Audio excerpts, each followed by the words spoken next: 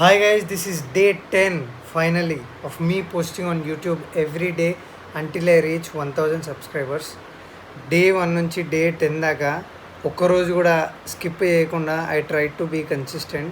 ప్రతిరోజు పోస్ట్ చేశా and I'm feeling good. ఇవాళ డే 10 డేస్ వరకు నేను పోస్ట్ చేశాను. అండ్ ఇవాళ యాక్చువల్లీ దీని గురించి చెప్దాం అనుకున్నా. సో నేను ఇవాళ సాటర్డే, మండే నేను ఒక వీడియో పోస్ట్ చేశాను, నా ఫస్ట్ వీడియో. ఇది నా మెయిన్ ఛానల్లో. యాక్చువల్లీ ఇవాళ ఈ అనలైటిక్స్ ఎట్లా రీడ్ చేస్తారు, అసలు ఏమవుతుంది, వీడియోస్ ఎవరు ఎంత చూస్తున్నారు, ఇదంతా నేర్చుకోవడానికి ట్రై చేశాను నేను. సో ఇక్కడ చూసినట్టయితే మనకు ఒక 13.3 hours వాచ్ టైం అయితే వచ్చింది అవర్స్లో.